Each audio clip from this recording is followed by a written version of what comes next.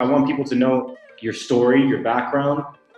So if you could, just tell us a little bit more about, where you grew up, what your childhood was like. Sure, yeah. So my dad was Air Force growing up. So I grew up on military bases, kind of all over the country.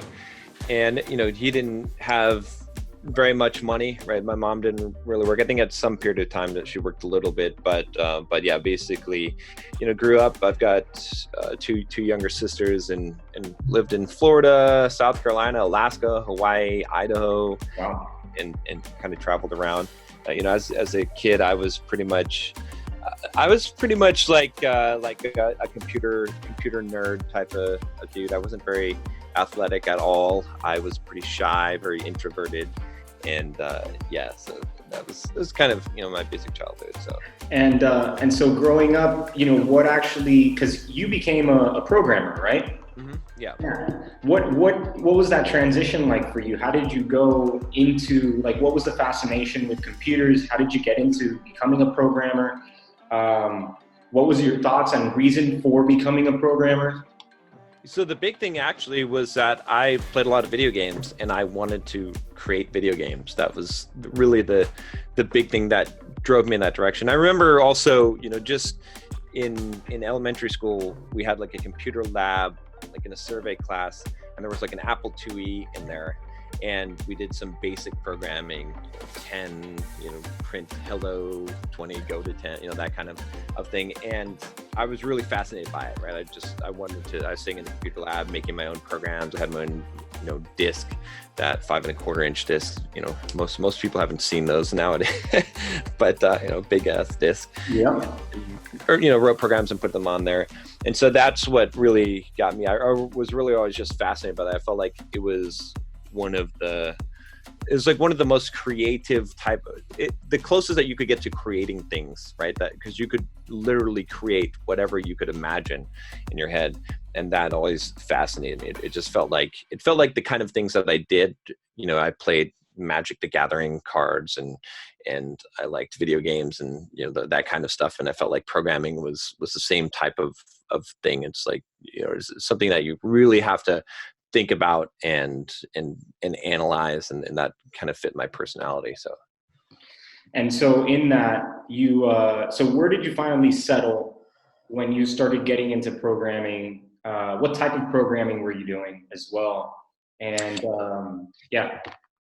So I started out, actually, I learned to program I was playing what was called a MUD, multi-user dungeon. So it's if you think of it as like World of Warcraft with no visuals, like the text-based World of Warcraft, right? So I was trying to create my own version of it. Like you could download the source code for it. So that's really how I taught myself. Was I didn't really have resources. I mean, back then, internet was just coming up. There weren't, you couldn't just get a book or anything. Like it was difficult. And so I actually downloaded the source code and started changing it. And that's really how I learned, C and C++. And that was kind of the first language I learned. And then I was living in Boise, Idaho at the time, and I got a job with, I was actually going to school, and I got a job during the summer with Hewlett Packard. And I started off, just as a tester. I didn't really have the experience to become a programmer, but as I was doing the testing for the printers, I started asking my manager to see the source code for the files that they were sending the tests. And what I would find was problems with the actual tests themselves, right? So I would kind of debug those and then send notes to the programmers. And within a couple of months, they said, hey, you know what? Maybe you should be doing some of the programming here. And so I got kind of transitioned into the programming job. But throughout my career, I've done pretty much a lot of different programming languages, everything from Java to C#, .NET stuff, to iOS development, doing Android development, all kinds of stuff, pretty much web development too as well. So. And so when you were doing this, you got into HP. Were you now living in California at the time? No, I was living in Boise, Idaho. You're in Boise. At the time. Yeah. You're in Boise. When did you make the transition over to California? I moved there, actually, I think I was 19, And that's actually, so I bought my first house Okay. then, which I wasn't planning on doing investing. I just didn't want to rent in Boise. And I remember shortly after that, I got a call from a recruiter who at Xerox, and they were looking for a contractor, and they came across my resume. They're looking for someone to do C++, and they had like, it was just it was such a ridiculous interview. They didn't even ask me any questions really. They just asked me if I knew C++, and I wasn't really good at the time, but sure, okay. And they offered me a job in El Segundo, which is in Southern California in LA, for $75 an hour. Now I was making like $20 an hour at Hewlett Packard, and so and not only were they offering me $75 an hour, but some of it was per diem. So like $22.50 an hour or so was going to be totally tax free because it was going to be paid as per diem. Wow. Because I lived out of state. And so I was like, okay, yep, I'll be there next week. Packed all my shit into my Geo Metro I had at the time, and drove down there. So That's amazing, man. How long ago was that? That's like 20 years ago. Yeah, 20 years ago. So that's when you were, so let's go back to Boise when you bought that first property, right? First, before anything did you grow up in a family that was involved in real estate and had like the ideology that you have today about real estate, or was that something different that you had to create on your own? Yeah, absolutely not. My dad's a really hard worker, but he had no idea about real estate. He had bought one house when we lived in Myrtle Beach before they shut down the Air Force Base, and he ended up basically having to hand over the keys. And so he didn't, he lost money on the deal, and I think that was the only house that he had bought at that time. Yeah. And so he thought I was nuts trying to buy a house. I mean, I was 19. Everyone thought I was nuts at the time. And I didn't really it wasn't like I was some genius and I had this really good strategy. I just had this one thing in my mind, one thought in my mind. I was like, and I didn't know all the numbers, but I said, okay, I don't want to pay rent. Right? I thought, okay, it seems like a waste paying rent. I have a different opinion on it now, of course, but sometimes it does make sense to pay rent. But at the time, I didn't want to pay rent, right? And so I went out and I talked to real estate agents, and they were all like, "Yeah, what do you can't even get you not even get a loan." Like, and I didn't have any money either. I had like maybe like $1,000 or $2,000, right? And so finally, this one agent was like, "Okay, I'll show you some places, but man, like under $100,000, I don't know what you're thinking here." And this is still 20 years ago, but still, finally he found me this house, $68,000, this little cottage house. It wasn't connected to the city water, so he was like, okay, one of the conditions of finance, it's got to be hooked up to the city water, like because it was grandfathered in. So he was like, that's going to be $5,000. He said, unless you dig the hole, unless you dig the ditch for it. So I was like, okay. So I dug a ditch No way. 4 days to connect it. And I found I was trying to get a loan at the same time, and it's like everyone's just laughing at me. They're like, you literally don't have credit. You have no credit. Right. 19, you have no credit at all. And finally I found this one like loan broker that basically was like, okay, I've got something for you that will work. It's like a documented loan, like, based off your pay stubs. It doesn't have a credit requirement on it, but it was like, shoot, at the time, I think it was something around 11 or 12% interest rate. And I mean, this was 20 years ago, so rates were higher, like eight was, I think, the average, or 9. So this was still high, right? And he was like, and there's I think it was a 3-year prepayment penalty on the loan. So, really, and I remember signing the docs, and I was like, yeah, I know you guys are screwing me. I was like, yeah, I'm not dumb, but I realized that this is my only choice. So I still think this is a good choice. So I did it. My dad thought I was absolutely nuts, right? My friends were like, "Oh, hey, party house," which it was a party house for a while, and yeah, I had my first property.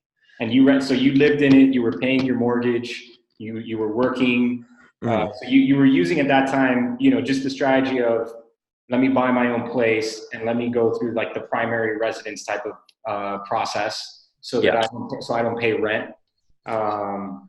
And so now with that so, so you bought that place. Mm-hmm. Did that pan out over the next couple of years? Like, did you see equity grow from that? Did it end up, because you had to dig the ditch, you had to connect the water.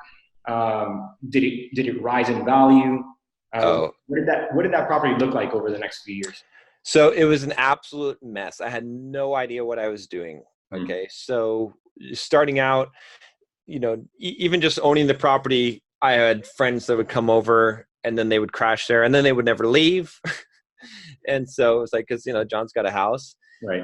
I had the idea. I was like, okay, I had this garage on the property and I was like, you know what? I could turn this into a pimp ass studio apartment, bachelor pad, and I'll live in there in the fucking pimp studio that I'm going to create in there. And then I'll rent out the house. Right. And that was a pretty good idea. Yeah. So I had one of my friends that was really good carpenter and, and we, he made custom cabinets and we designed out this just totally like just pimp pad, like, nice.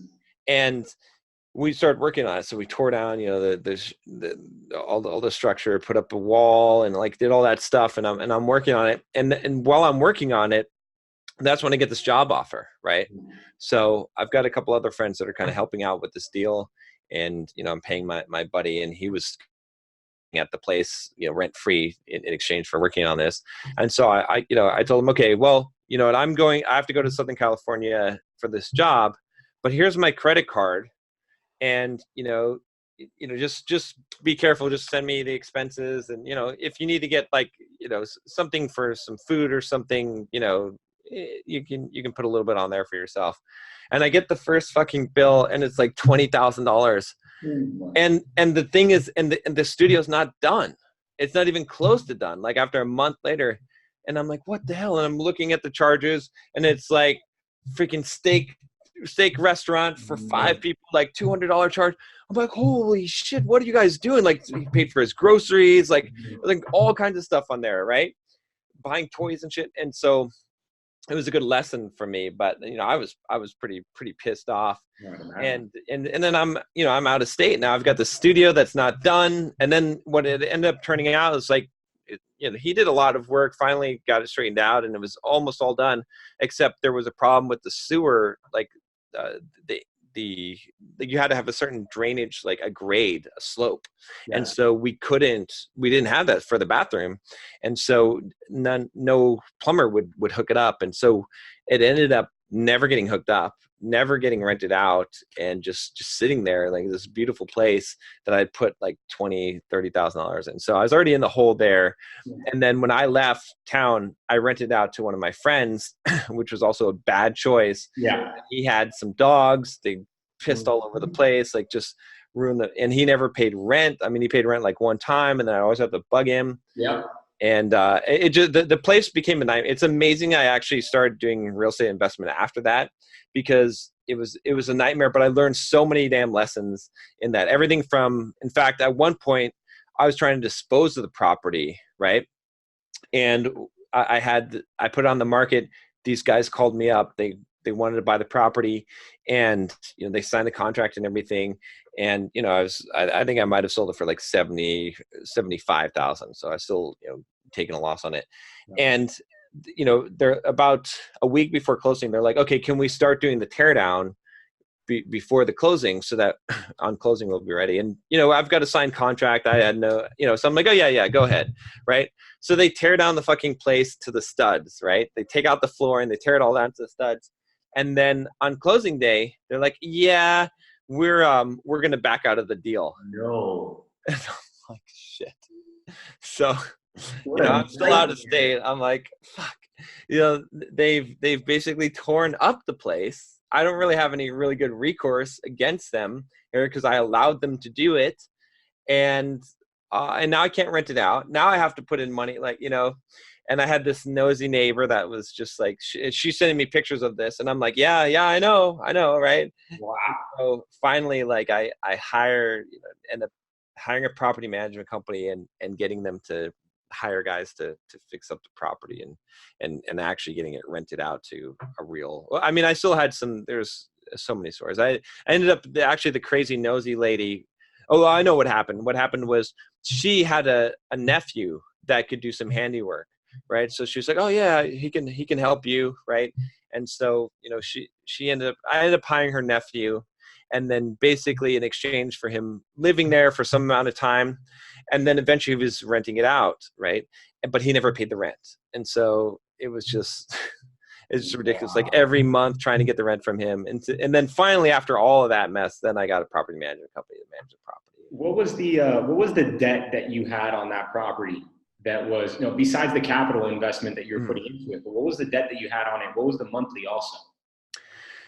Um, let's see. I think the debt was probably like started out around $65,000, Yeah. and then the monthly, like I was pretty much like when I rented out, I was pretty much underwater because I rented it initially. I rented it for 650, but then that I didn't know how to get, I ended up having to rent it for $500 a month, but I think my total payments were around 600 and something. So I was ended up losing money on it. I actually just sold the property this year after holding it for 20 years, and I sold it for about $140,000. That was that same property. Yeah. Okay. So after 20 years, you made your return. Yeah, pretty much. So, All I right. mean, it's funny because it's like, you know, in some ways you can be like, oh, well, that's not a huge return for 20 years, but when you consider all of the depreciation and Yeah. and all of the other benefits that I got from it, it ends up being a pretty decent return in the cash flow because it eventually started cash flowing. Because at one point, towards the end of owning this property, I was renting it out for $1,000 a month, Nice. and in fact, at one point I didn't have any mortgage on it. I had paid it off, but Right. when I refinanced the mortgage on it, even before then, I ended up making my total was like $350 a month on it. So Right. and I was renting it for 1,000. So So you were able to. So let's talk about. So that was a rough landing. yes, yes, that was the Landing. beginner. Wow, what a story! My God.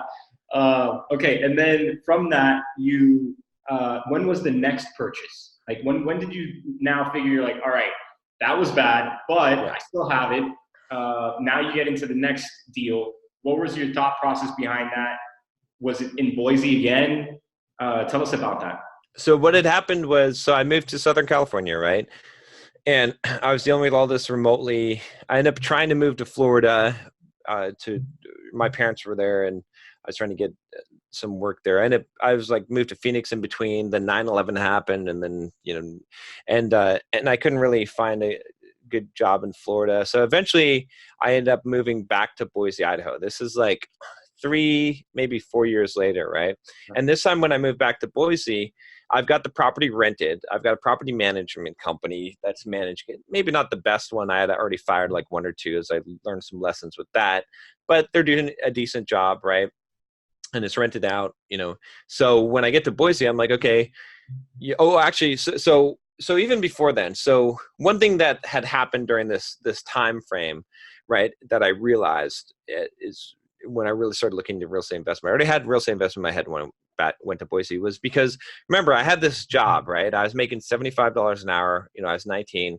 I was basically making, for all intents and purposes, over $150,000 a year, right? A lot of that tax free. Yeah. So, with overtime and everything, it was ridiculous. I could make like $180,000 a year. So Right. I did the math, right? I said, okay, how long before I'm a millionaire? Because I figured, okay, millionaire is sort of, that's the status to get to, right? Right. That's sort of wealthy, right? And so I did the math and I was like, okay, well, let's say 180,000.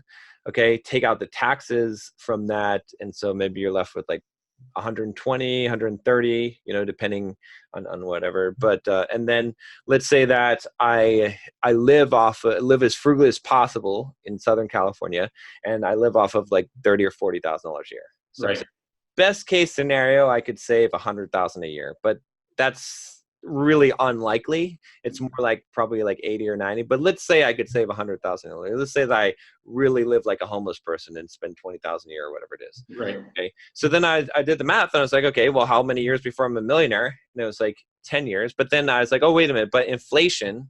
So then I ran into an inflation calculator and I was like, okay, so 13 and a half years, right? So I was like, okay, so in order for me to become a millionaire, right? Making a ridiculous amount of money. Like, I don't know anyone at 19 that's making $180,000 a year. Like, I was like, I'm the richest dude I know, right? Like, I was like, how do people even make more money than that as a salary job? I never heard of that. You know, this is 20 years ago too. So, you know, I mean, my parents were like, holy crap, like, you're fucking rich, man. Right. So, you know, everyone thought I was rich, right? But I was like, am I really rich, right? Right. Let me check and see.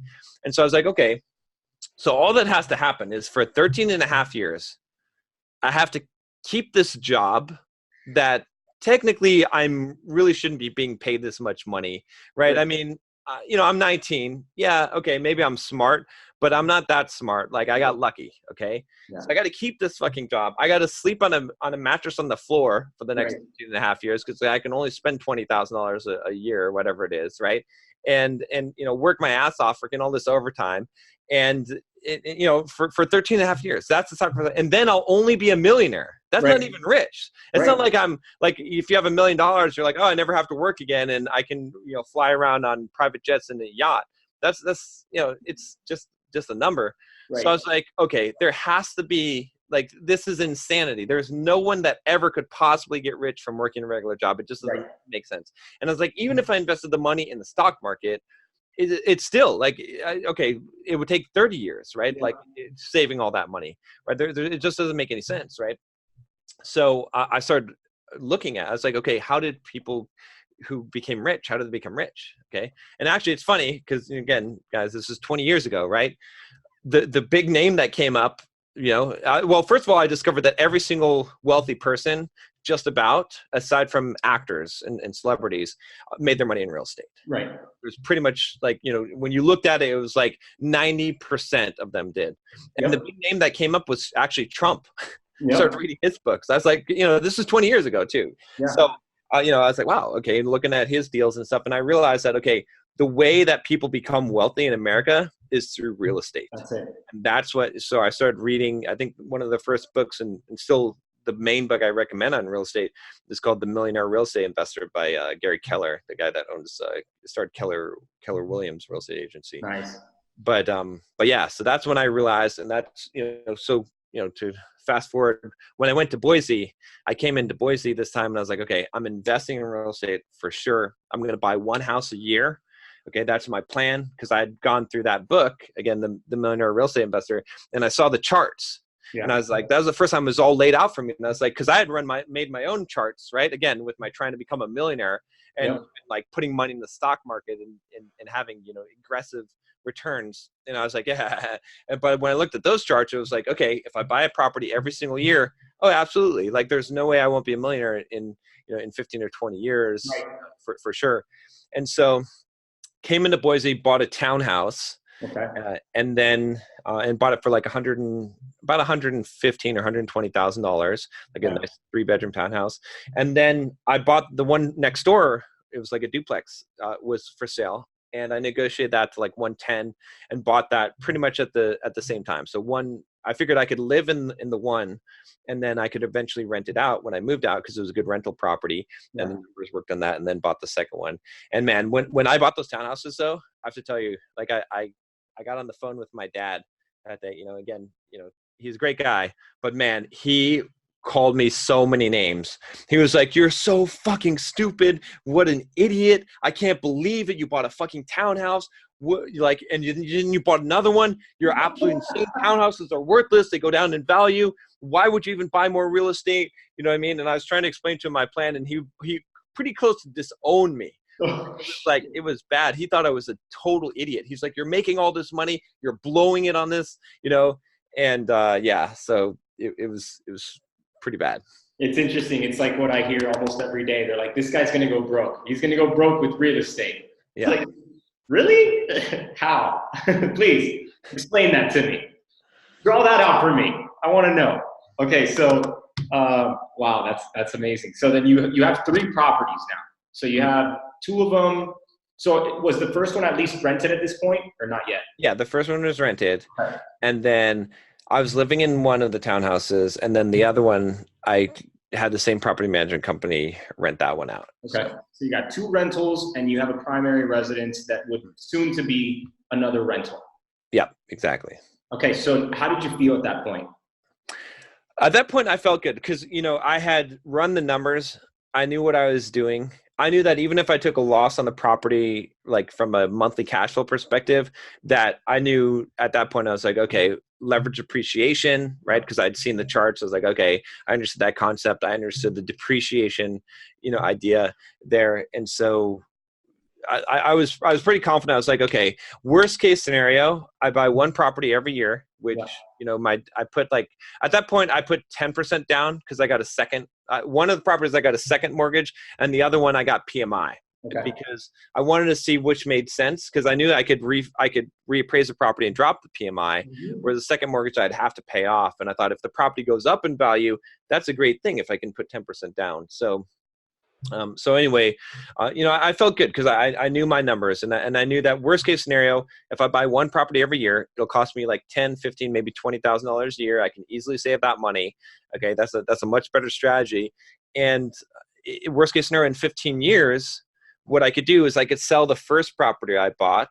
Okay. And that should, the doubling rule, right? Of, based on the average appreciation of like what, 5.5% or so, that's been pretty conservative, Right. that I should be able to sell that first property that I bought for about twice what it was worth. And that would give me enough money to be able to live for that year and to also buy another property to keep the ball rolling. So I thought, okay, worst case scenario is a 15-year play to be retired, right? Best case scenario, or even, even the worst case scenario would be 30 years, right? Like at the end of 30 years, they're all paid off and it's just cash flow from there. So, but then I thought, better and more likely scenario was it'll be less than 15 years, or it'll be 15 years, but I won't need to sell the properties because I'll have enough cash flow. And so that's, I had those kind of scenarios in my mind, and especially equipped with that worst case scenario, I knew that this was the right move. Any fear, any doubt that maybe your strategy at that early stage wasn't going to work out in any way, shape, or form? Yeah, of course. I mean, it was scary, at that point, again, I'm like 20 something, I'm buying properties. Most people, I lived in the normal world, right? Like it's like, I don't live in the normal world now, but in the normal world where everyone's in their cubicles and, and everyone works their regular jobs and shit, like when you're in your 30s, maybe you buy a house and then that's a big deal, right? Because right. Whereas here I am, this kid, and I just bought 3 of them, right? And everyone's like, "You're crazy," right? You know what I mean? Like, so there's definitely some doubt there because that was not the normal thing. It was, it was almost like a lot of people were like, "Who do you even think you are?" Right? Like, and I'm also, thinking, I'm like, why isn't everyone doing this? It doesn't like when I run the numbers, I'm like, this is the obvious thing to do. Like it may, like again, I had gone through that scenario. Had I not made so much money, as a software developer at 19, I wouldn't have had to go through this scenario. I would have just thought what most people think is, well, someday if I get a really good job or I keep on climbing the ladder, eventually I'll be rich because of doing that. But I'd already been to the top, and I was like, there's no way. It just doesn't work. So there has to be a different plan. So I was, I definitely had some doubts, but I was like, I don't understand what other thing that you could possibly do that would make sense. So. Tell me, because today now I would say you are like a true athlete, right? Like you operate at the highest levels of athleticism. But at that time, were you athletic, and was your mind trained to overcome this, this fear, this doubt? And if it wasn't, how were you like training yourself at that time to overcome that? Yeah. So at that time, no, I wasn't athletic. I mean, I'd lifted some weights in high school and run a little bit, right? But I had a decent physique, but I guess I started to gain weight around that time too. Like I wasn't really taking care of myself as much. So, and I didn't have the mental toughness. I mean, I had never done anything close to running a half marathon or a marathon or anything like that. Yeah. So it was tough. I was definitely more of an emotional roller coaster, right?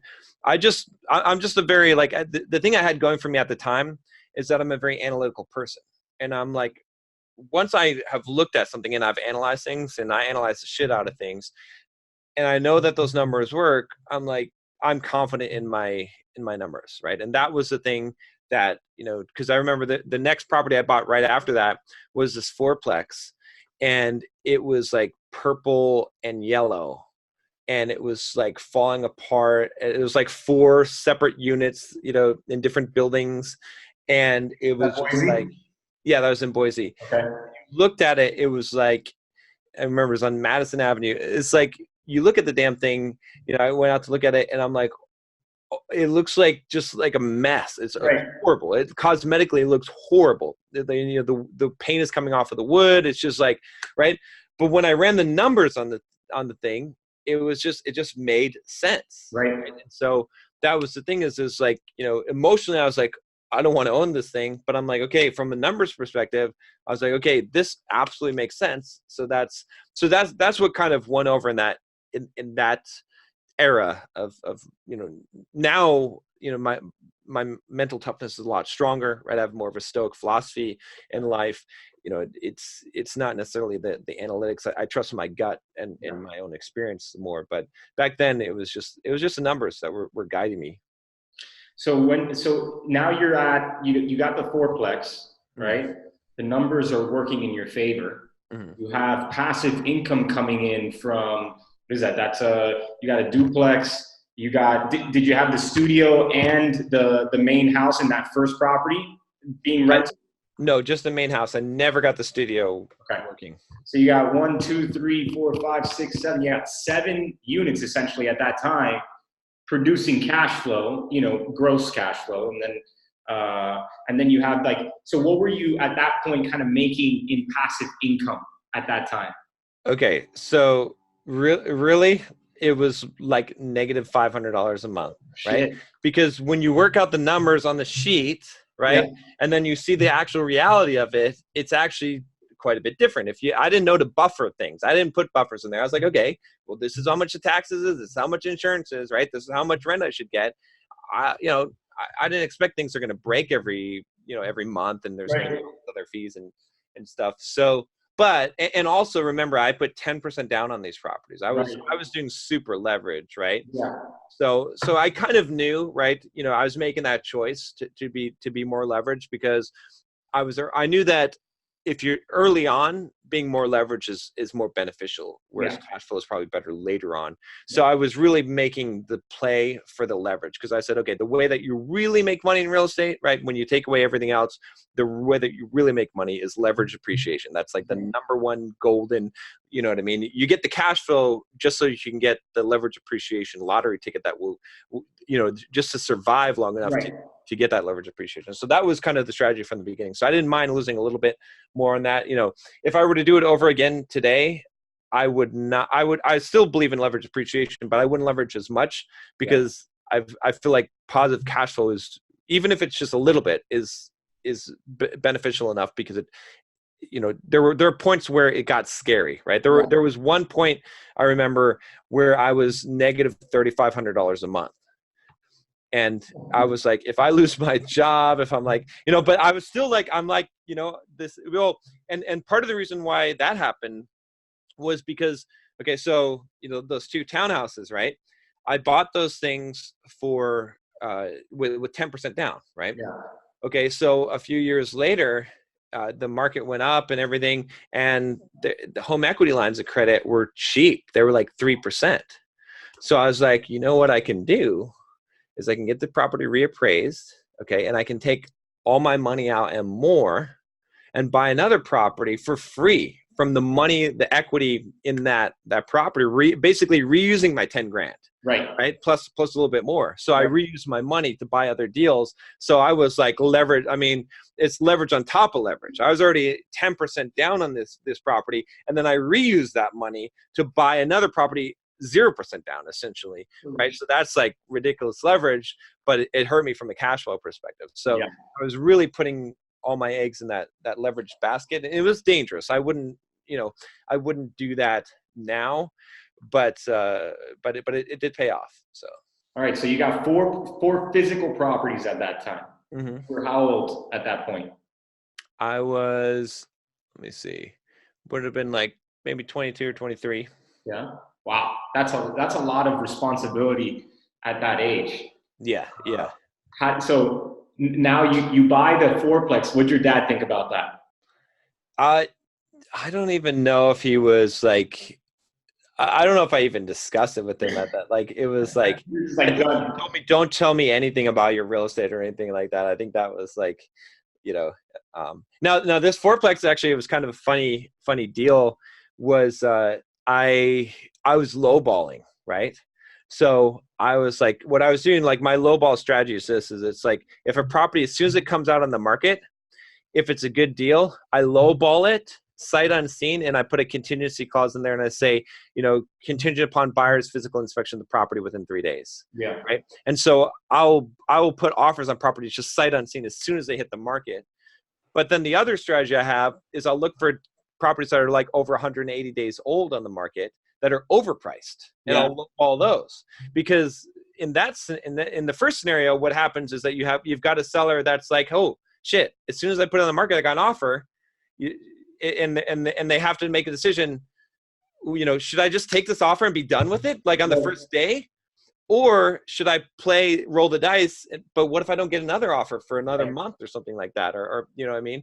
So a lot of times I'll take the lowball offer, right? So the second strategy is to say, okay, well, there's a seller sitting there with a house for 180 days. The reason why it's not selling is because they overpriced it. Right. So now they're sitting there and they're not getting any offers. They're getting no activity on it. They don't know that they've overpriced it. So I come in with a lowball offer there. And at this point, they're so like broken that they're just like, fuck it, I'm just getting rid of this property. Right. And so that's how I got that fourplex. It was listed for like $290,000, and it was worth probably like $275 at the time. Right. I came in with a lowball offer of $230. Oh, wow. And the real estate agent was like, I'm not even sending this offer. I'm like, fiduciary duty. You have to send it. Right. I was like, I know the law, and you have to send it because we signed an exclusive agency agreement. So you must do it. Like you literally, have to do what's in my interest as a client. Right. So she's like, you know what? All right, fine. I'll do it. But so she sends the offer. The guy comes back with $235. And I'm like, yeah, all right. She's like, holy crap, I can't believe this. But I'd send a bunch of lowball offers. So the funny thing is, so I obviously buy it at that price, right?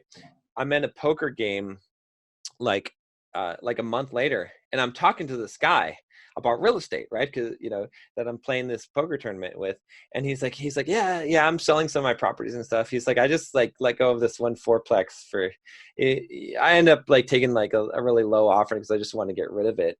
And I was like, was it like purple and yellow? And he's like, yeah. And I was like, I bought it.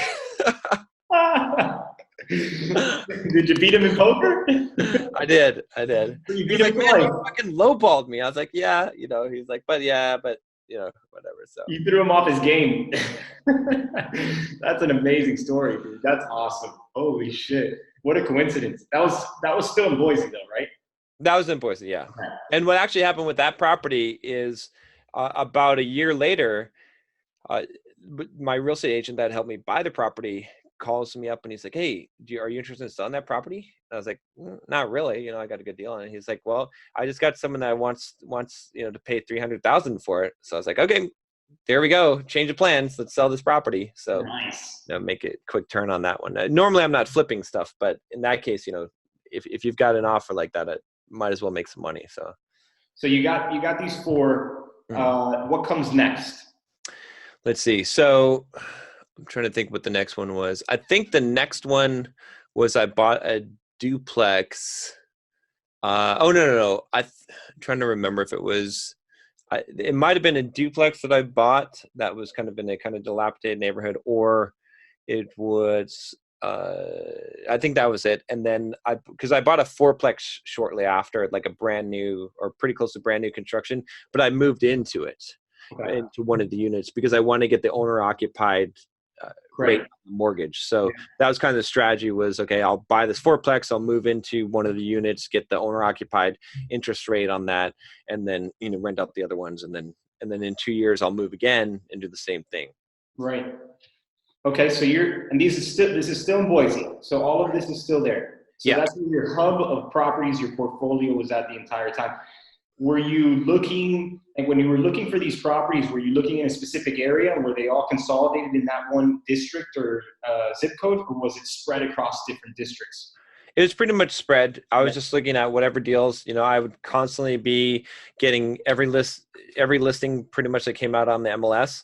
I'd be looking at running my numbers on. I had a software program I created that I could just automatically feed in the link to the MLS, and it would parse everything and show me basically what kind of offer I need to make on the property in order to meet. At that point, I was looking for as close as possible to the 1% rule on the. So and in Boise at that time, you couldn't really find, like, 0.9 was that was like pretty much the best that you could find at the time. Yeah. For listings on the MLS, right? So if I found something that I could do a 0.9 deal, I would do it. So talk to me now, because I know we're approaching time, and if you're okay with it, we have some questions inside of the channel that they want to ask as well. Oh, sure, yeah. I'm going to be the voice of that, but I want to talk about how you then started to transition, right? So you stopped working and you started to now build your own kind of freedom, and then transitioned fully into freedom. How did that transition happen? When did it happen? When did you know that it was happening? Okay. Yeah. So there was a few things, right? There was always a long-term plan, and again, buying one property every year. And I bought a couple of fourplexes in Kansas City, Missouri, right? And these were good. Like, this was like, they were bank REOs, and the bank decided to do the financing for me. And so I ended up getting, like, I think both of the fourplexes for around 400 and something $1,000. Wow.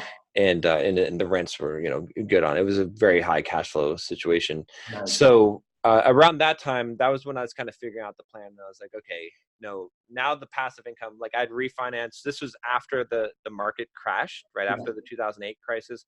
And I survived through it, no problem, because I had all fixed 30-year fixed loans. Yeah. While everyone else was crashing and burning around me, I didn't do the pay option arms or any of that shit. I just had the 30-year fix. I had my long-term plan. Yeah. So it actually helped me, because what ended up happening right after that was rents went up, and then I refinanced all the properties. So I went from like 6% interest rates to like 3.5%, 4% interest rates, saved a shit ton of money. Wow. So now I went from, like, at one point being like negative 3,500, right, to positive like $1,000 a month, right? Wow. And with those, especially with those new properties I added in. And so then I started doing the numbers, and I was like, okay, well, if I want to retire, I need to be at like positive $5,000 a month. Right. So I started this spreadsheet where I'd keep track of, what my positive was per month. And then I wanted the average over the last 24 months to be 5,000. And it kept on creeping up every month. Rents would go up as I made more deals and stuff. So I had the vision in my mind. But then what happened was, actually, with my job, I started a blog called Simple Programmer. Yeah. And just started out as a personal blog, but it started to get some popularity as I was writing on it. I got interviews on some podcasts and stuff. And I ended up, getting this opportunity to create courses for a developer training company called Pluralsight. And at the same time, I was trying to do some other stuff. Like, I was trying to build an app. In fact, I had built an app and put it in the App Store, and I was making some money on that. And I started creating these courses for Pluralsight, and they paid royalties on that. And so that accelerated my whole plan, because eventually I got to the point where I was like, I saw this opportunity. I ended up making 55 courses for them, but they pay me to make the course, like $5,000. And then I'd get royalties on top of that. Wow. And, I remember after making my first course on Android development, it was like an 8-hour course. The royalty check I got, they paid me $5,000. And then 3 months later, I got a royalty check for $5,000. And I was like, oh, this is good. Yeah. If every 3 months I get $5,000 from this one course I created or somewhere around there, I should make a lot of courses, right? Oh, yeah. So that's what I started doing. And, within about a year and a half, I was getting royalty checks for like $30,000, every 3 months. Wow. So I was like, I went to my boss and I was like, hey, I really like this job and everything. But I make less of this. Like, the royalty checks I get from my online courses, which I'm not doing, I don't have to do anything. They just come in, from courses I made from before. Right. More than you're paying me at the job. Ooh. So he's like, I can raise your pay. I was like, not enough. Like, it doesn't make any sense for me to waste my time working when I could be making courses, right? Or doing more real estate investments. So that accelerated my plan. So that's when I quit the job. And then you know, again, this was not the best real estate choice, right? If one thing that, you know, that the people that are watching could learn from me is that I made a lot of mistakes. I didn't have any mentors. I didn't have any books. I wish I had something like this group or something, you know, where I could learn from someone, but I had made a lot of bad mistakes. Right. So one of the things that I did at the time is I said, well, I just want to be retired. Right. So I said, let me start paying off my properties. Yeah. And so again, it's, you know, to some degree, it's like, what is security worth to you? And, you know, so you can, it's just not the best long-term decision to pay off properties in general. Right. So I started paying them off so I could get to that number where I could have, and I got there real quick to have $5,000 worth of passive income from real estate. But once I started paying off the properties, plus I had all this, but I didn't count the money I was making from Pluralsight from those royalty checks, because that's money that could evaporate. Right. Anytime that company could go down, they could change the contract, they could screw me over. So even though, you know, at that point, now I'm making like $50,000 a quarter from that, and eventually at the highest I started making like $150,000 a quarter. Wow. from them. But I never counted that towards my retirement. I was like, okay, this is bonus income that I'm gonna use to pay off the real estate or buy more real estate. Right. And so, yeah, so that's what really got me free. And then at the same time, that business, that blog that I was creating started taking off, and it actually became a business. So I'm generating like 5-10 grand a month from there. And then I'm doing some consulting and stuff like that. So that was like, all those things kind of happen, you know, and really what I kind of attribute those things to was a distinct change in my mindset. It's what I call where I became a finisher, right? Because up to that point in my life, right, before all these things started happening, I was the same guy. You know, I was smart. I was doing a lot of stuff, okay, but I didn't finish things, right? So I'd have all these projects. I'd start writing a book, or I'd start a new software application I was going to build, or I was going to make some kind of, you know, whatever it was, a blog or something like that, and I never finished it. But that app that I created, that was the first time I said, you know, I was about to give up on it. I was like, no, John, I don't care what, you know, you're going to finish this and get this into the store. Yeah. And that mindset shift was the pivot. Like, all those other dominoes fell from that one domino, because by finishing that, I started finishing all my blog posts. I started finishing all those Pluralsight courses that I was creating. Right. And there's so much, you know, I think what was happening before in life, and what so many people do, is it's like, if you build a bridge 90% done, the bridge is worthless. Right. And you've wasted a whole lot of time and materials. Right. Yep. A bridge is only good when it's 100% done. That's right. Right. And there's a lot of things in life that you only get the benefit when you reach the finish line. Right. Getting 99% doesn't even get you zero, whereas 100% gets you the actual prize. And so that was the thing that shifted everything in my life. And that's why it also is why I run marathons now. It's why, like, it really, like, created, you know, that a completely different paradigm for looking at life. That's amazing, man. Be a finisher, right? That's a really strong statement. And I would say that 99% of people just don't even understand that concept. Yeah. Right? They just don't finish it. They start and they're always super enthusiastic about it. It's I was reading The Millionaire again, just to bring it up, because this is the book I'm rereading again for like the 4th time, because I just love a lot of the, you know, the kind of key highlights. And they, you know, MJ talks about how people think that wealth is an event, right? And it's like, it's an event. And so they believe in life that there's no process in order to get to wealth. It's just, I'm going to be rich one day. This is what's going to happen. You know, I'm going to hit the lotto. I'm going to do something and I'm going to be rich. It's like a trigger effect. But they just like completely like avoid process. They completely overlook process, and only celebrate the event, right? And that's I think it kind of somewhat resonates with the finisher mindset, right? Like you have to get through that entire process to finally finish something and achieve the wealth effect or the event effect of that process, right? You can't just go into it and think, I'm going to be wealthy, not finishing shit, you know, or not even starting. One quick thing on that too is like, one exercise that I always give like my coaching clients, or in my group as well, is I have them go to a compound interest calculator online And okay, let's see how you're going to be rich. Like, let's put in different scenarios. What if you get 10% interest rate on your $100,000 over the next 30 years? How much money will that be? Right. What if you only get 5, right? How many, what if you have 100 years, right? Like, and to run those numbers to see what it is, because most people believe that they're going to be rich someday, that somehow that's going to happen. But I'm like, okay, let's take your actual numbers, right? Like you think you're doing the smart thing, investing in your 401k, but just have you actually calculated it? Go just put it in. Put a conservative estimate of what you think you're going to get on your return, okay, and how many years you're going to invest it, and let's see what you come up with. And most people, for whatever their plan is, whatever they're saving, whatever it is, they don't even make $1 million in 30 years. And so I'm like, oh, then like you need a new plan. Like, you haven't even thought about it. There is nobody out there that I've ever heard of that's going and popping bottles and celebrating on their yacht because their 401k made them an extra 3% not last year. Like it's not out there, and that doesn't exist. So why do people think that that's actually the reality?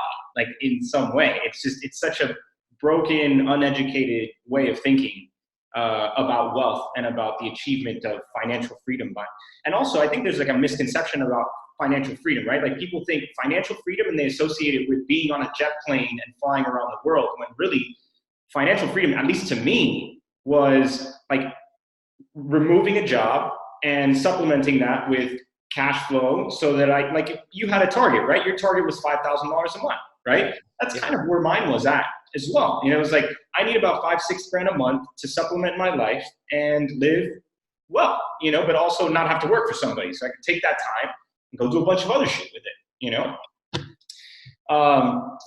so now you've gone into like commercial properties, right? Yeah. And you transitioned, and so you still have the residential stuff, but you also now have commercial properties. Right. Yeah.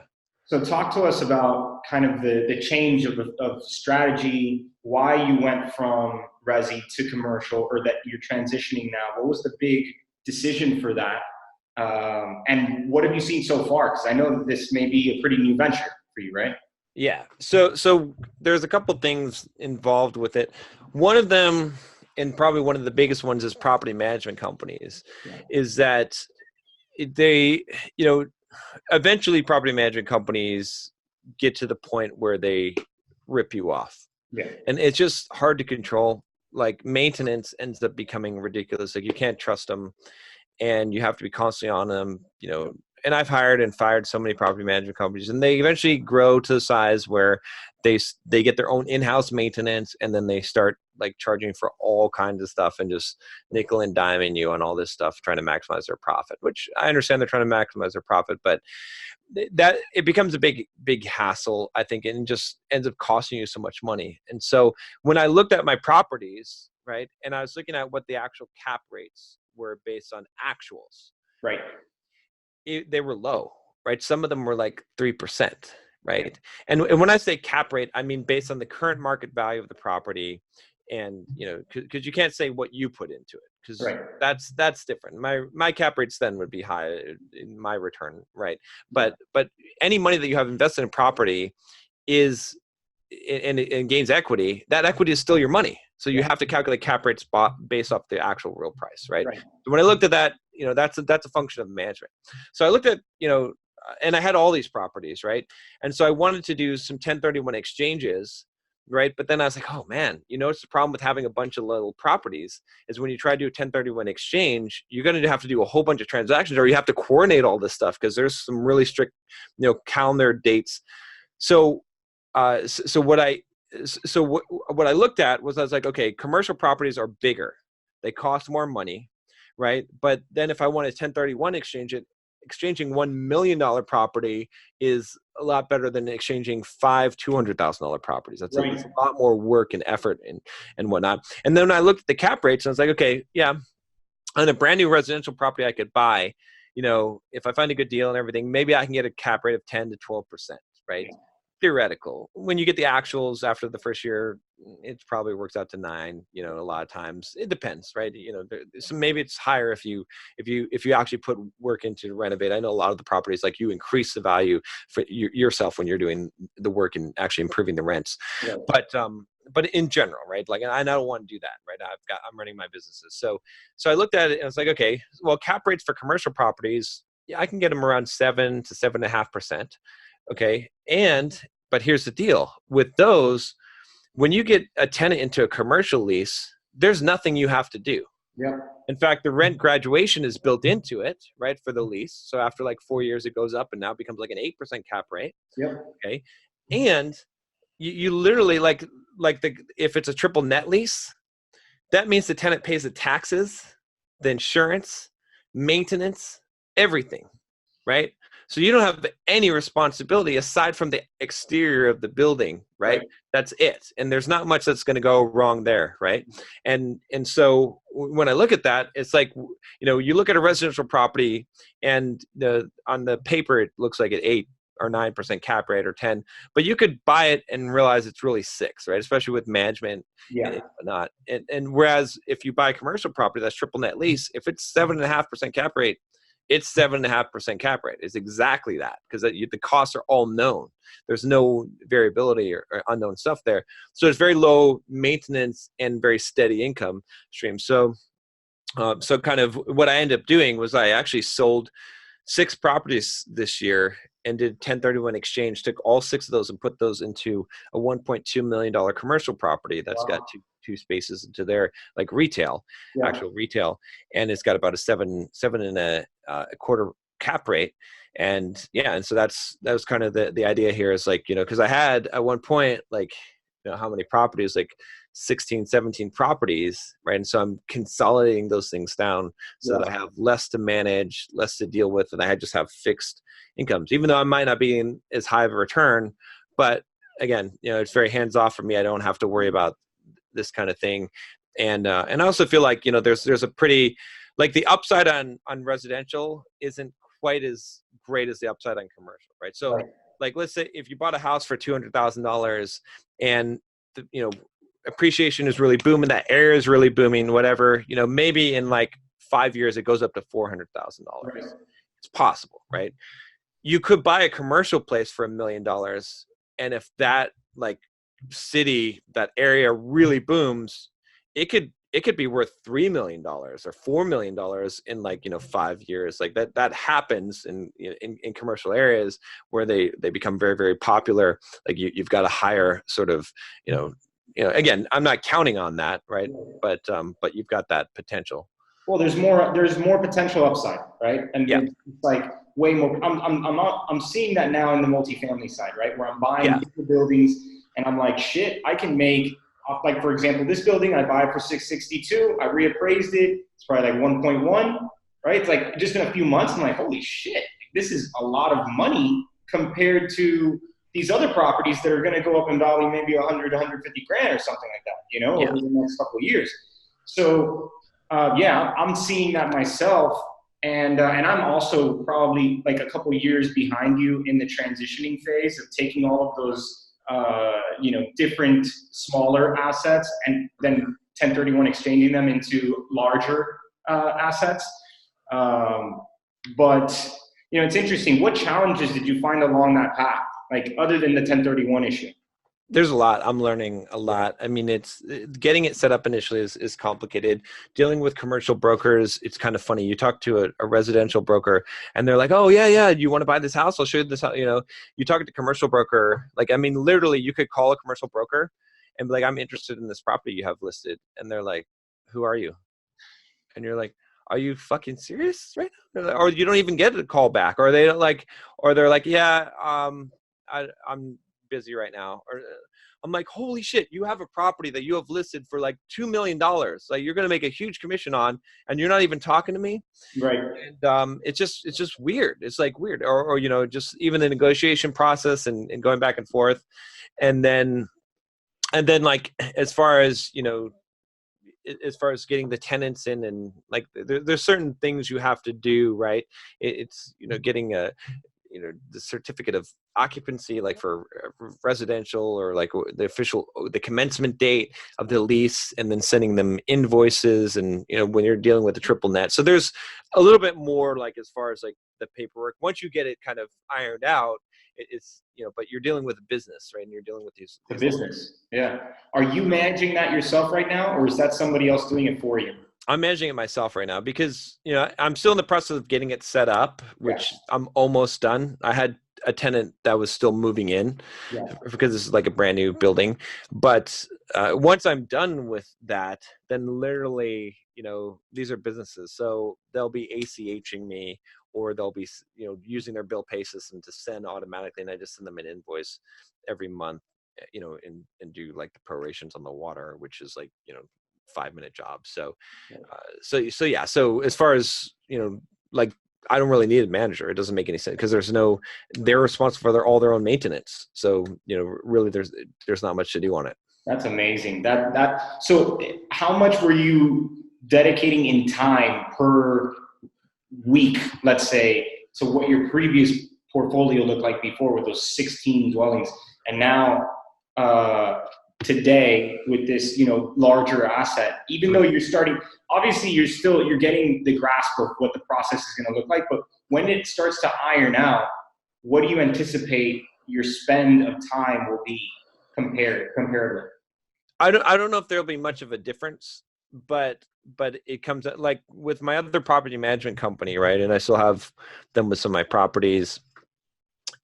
Every once a week, maybe I get an email like approving some expense or some, and maybe once every 3 months, I have to get on the phone with them and talk about some kind of, issue that went on, that's really expensive, or tell them to go get some more bids or something like that. Yeah. So there's not a huge amount of time, right? Even for managing 16 properties, when you have property management, but it's the cost. It's because like, if the air conditioner breaks, right, and it's like, and they send me a quote, and it's like $4,000 to replace the air conditioner. Yeah. Well, shit. Like, I kind of know, like, I could probably get it done for 3, right? But then I have to think: is it worth me getting on the phone? Is it worth me getting upset? Is it worth me arguing with them? Yeah. Right. Or calling up air conditioning vendors myself to save the $1,000, right? And so that's really, like, I'm making the decision. No, I'm just going to pay the money. I mean, I'll do a little bit of, back and forth, and, but yeah, so that's really where it comes down to is like I said, it's costing you on the cap rates on those properties that are supposed to be generating more money. So I don't know if there's be a huge difference in the workload. I mean, I guess what I'm saying is I'm already not doing much. Right. Residential. With the commercial, I'll be doing close to zero. So yeah, at scale, once you're at a point where you have a portfolio, at least from my standpoint, I see it as unmanageable for just one person to do. Like, it's just too much, especially like for your and I portfolio, like it would be a full-time job or more given how much is needed, especially if you have a bunch of residential properties, right? Like, it's just ridiculous. Let's knock out some questions, because I want to, I know we're like a little bit over, and I want to respect your time. And I know that these guys had some questions for you. So let me throw a few of them in here.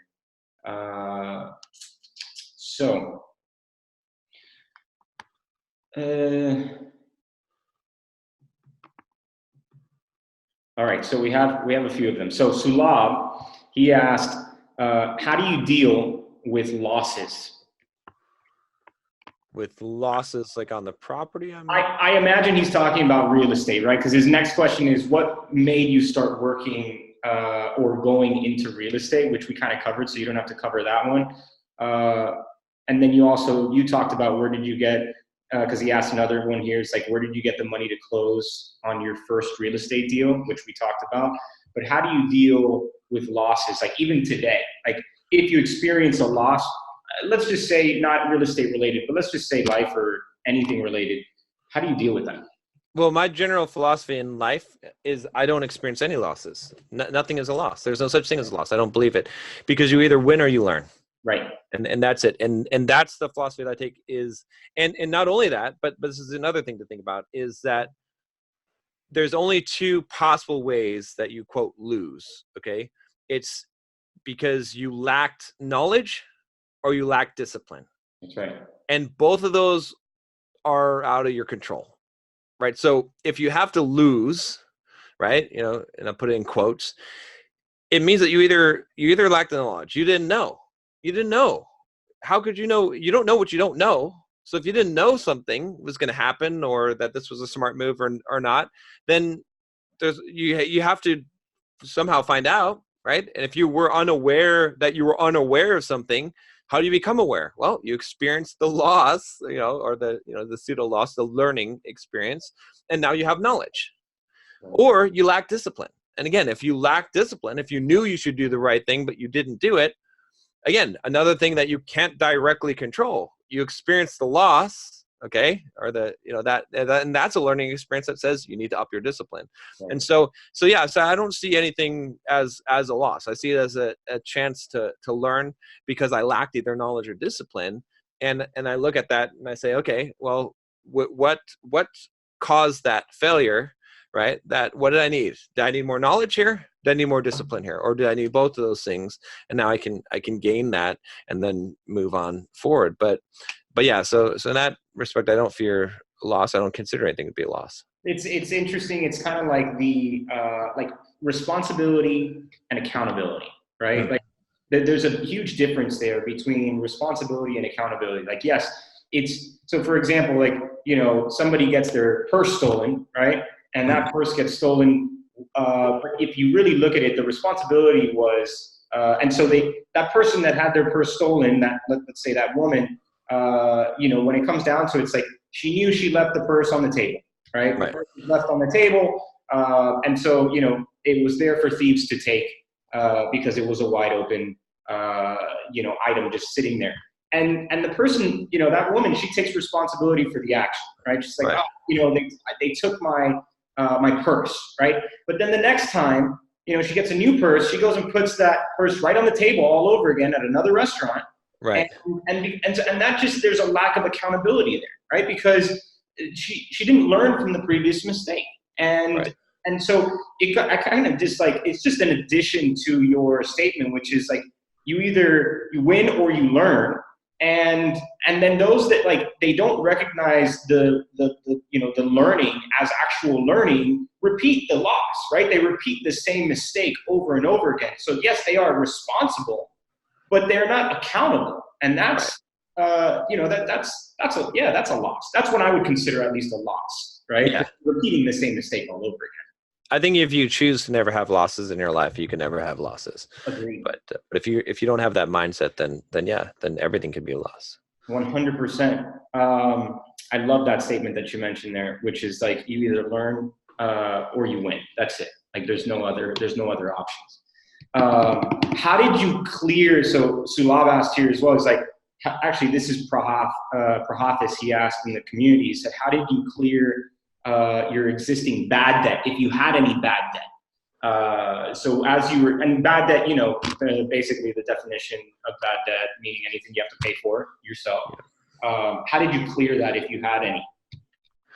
Yeah. So, I mean, really, like, I'm trying to think. I didn't really acquire much bad debt, right? I think in college, I might have had a credit card, $1,000 credit card. And that was my first introduction to credit card. And I bought like a bunch of clothes, and I was like, oh yeah, I can just, and I had some college loans, I guess were some of the debt that I had, and maybe, car payments in the past. But whenever I was in that situation, right, I like, in my mind, this is, and I've helped coach people on this as well, is it's like, if you owe money, if you have bad debt, then like you can, like, not only can you not become wealthy or rich, right? Because you're at negative. You're not even at zero. You have to get to zero. So you're just playing a losing game. Right. So to me, that would kick into emergency mode, right? So if you want to get rid of bad debt, what you do is you say, okay, cell phone. No cell phone. You don't get a cell phone. what you get is a prepaid cell phone for Right. $20. You put $20 on there and you can use it in case of emergencies. You don't need a smartphone.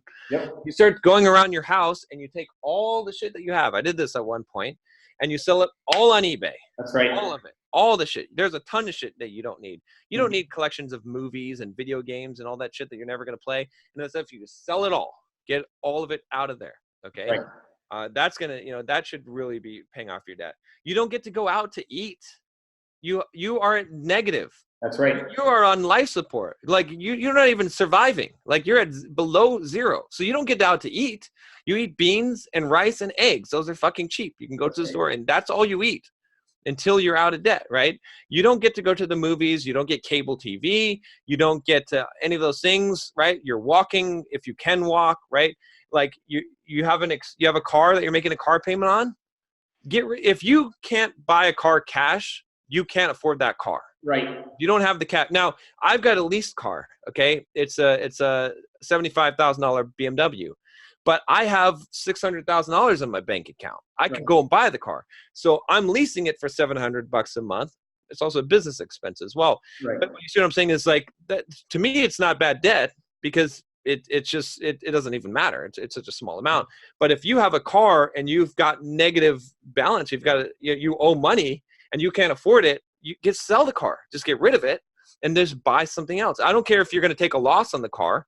Take a loss on it. It's fine. You losing the equity you put in it, it's fine because you already lost it. Like at the end of the day, so you implement emergency protocol, right? You basically live off of the smallest amount that you can possibly live off of until that bad debt is cleared, and it's emergency mode. There's no kind of entertainment, no kind of fun, no kind of frivolous expenses because you're literally on life support in my mind. Like if you're planning on someday ever becoming wealthy, like you are in negative zone. Like that, I can't emphasize that enough. Like if you have any amount of bad debt, you cannot be any amount of wealthy because you're actually at negative, right? So, and especially, and the other thing that people, that drives me crazy is like, I was just coaching some guy and he's like, yeah, I've got about $5,000 in credit card debt.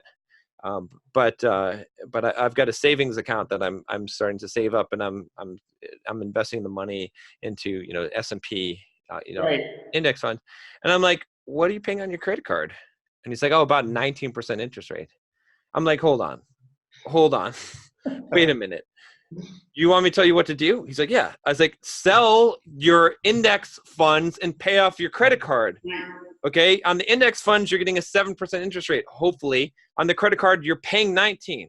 You'll make a net, okay, of 12% on your money. You can't beat 12% on your money, right? If you do that. So if you've got bad debt and you've got money sitting around in a bank account or in your 401k even, okay, just pay the fucking penalty in a lot of cases, or sitting around your house in the form of junk. Take the money and pay off the debt.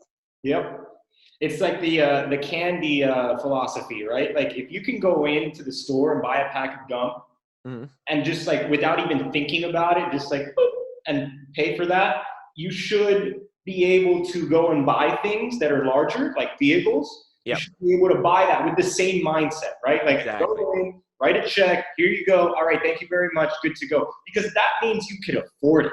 Now, if you're going in and you're like, okay, I need to restructure my payments, figure out how the fuck to afford this $500 a month, like that means you can't afford that, right? Exactly. So it's amazing. I love how you stated the issue with the guy, because I hear that every single day. Like, people want to throw money in blindly to the market, but yet they're paying for student loans, car payment, credit cards. They're paying for shit that they don't even know about. They're paying for their streaming services. You talk to that same guy that is putting money into the market and also has that debt, that negative debt, but yet he has Netflix, HBO, he has pay-per-view. The guy's paying for it all, right? It's just like, dude, shut your shit down and start paying your debt off so that you can become free. And because you're essentially, what you're doing is you're actually destroying your ability to create wealth by living the fake wealth life, right? Exactly.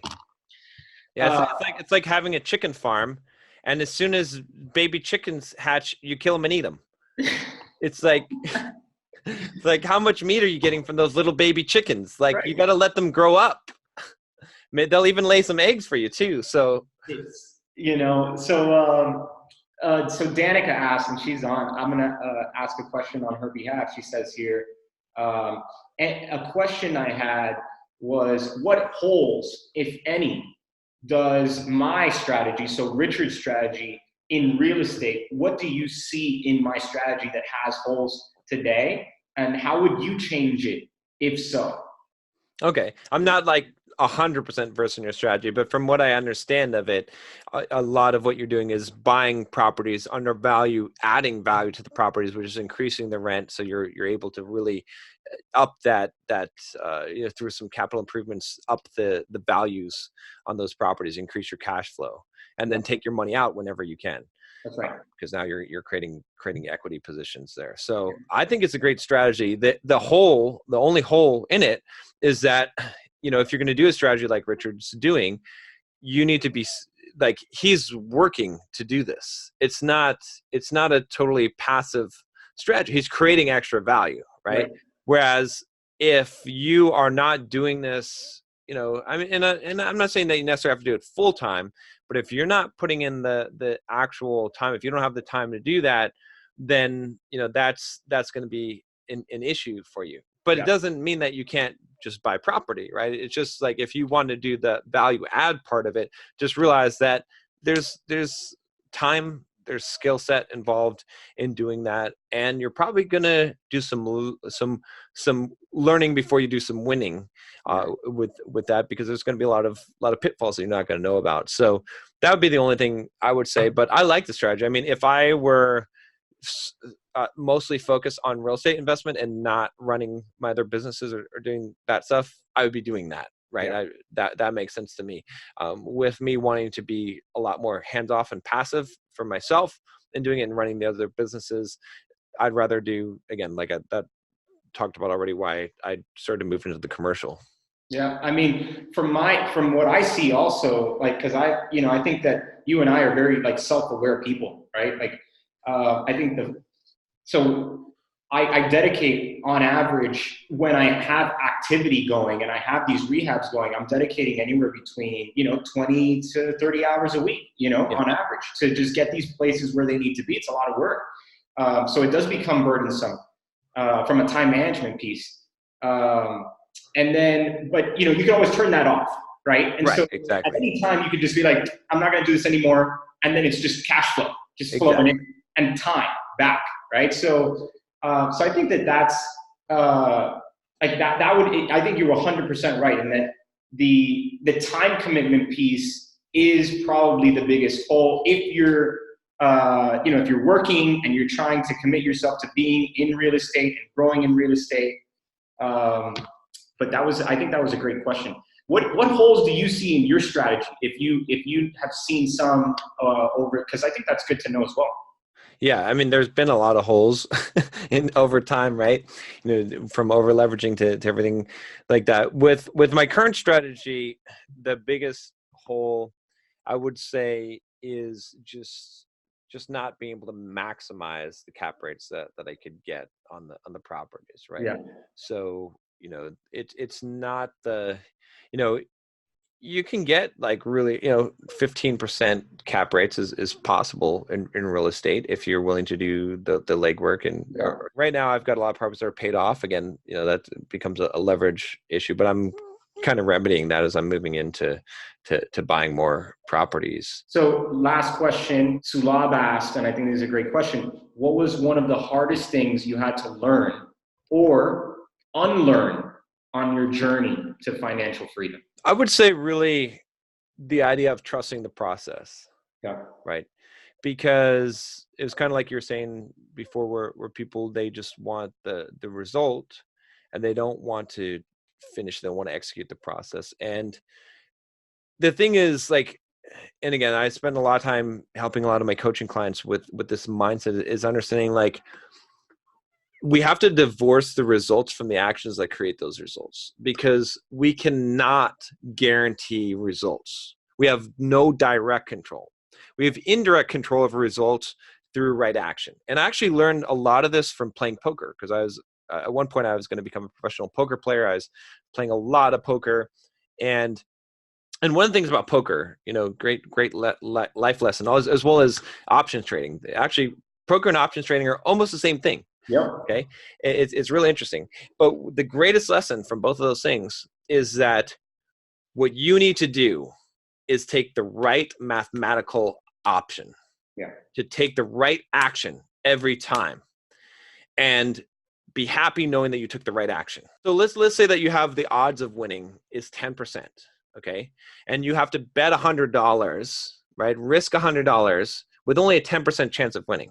Yeah. Well, if you win and you get EV, the expected value, okay? If when you win, you get $2,000 for risking your 1,000, okay?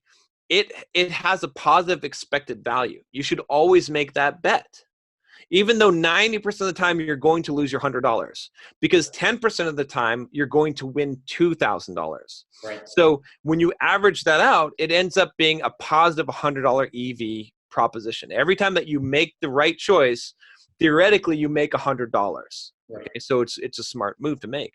It's the same thing in all of life, in real estate, in options trading, and everything, is that you make the positive EV choices, right? In business and entrepreneurship, a lot of times you will lose because you do not have 100% guaranteed success. There's nothing you can do in this world that will guarantee you 100% success. There's always some probability that you're going to lose.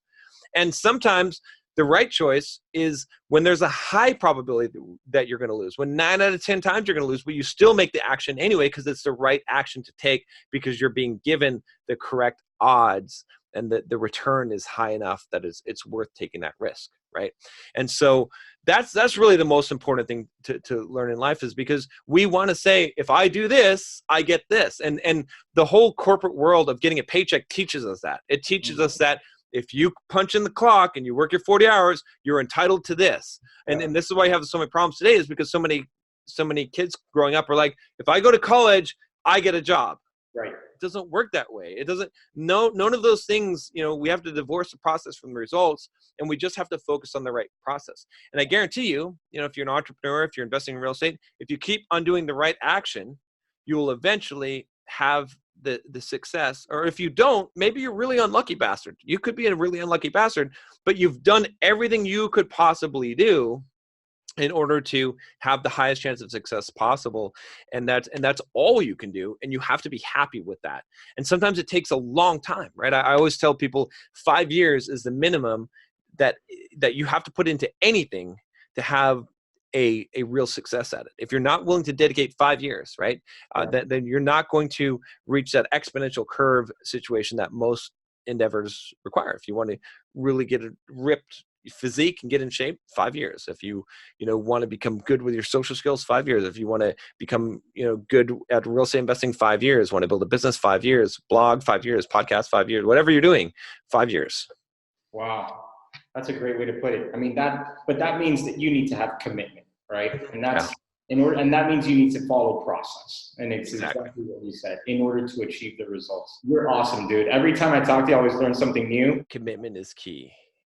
If you are committed, right, 100% committed to a thing, you will find the way to make it work. Most people fail because they're not committed. They don't commit to the action, right? When I don't have my thing up here, but when I went to run a marathon, okay, I signed up for it and I had a training plan and I knew how many miles I needed to run and what days every week, and I'm not missing a workout.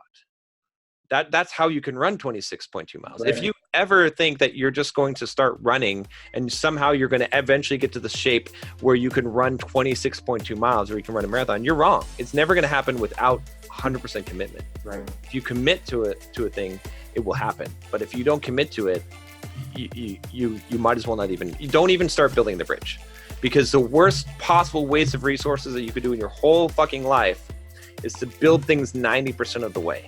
Yeah. It wastes time, it wastes resources. If you're not going to finish, don't even start. That's why commitment is so key.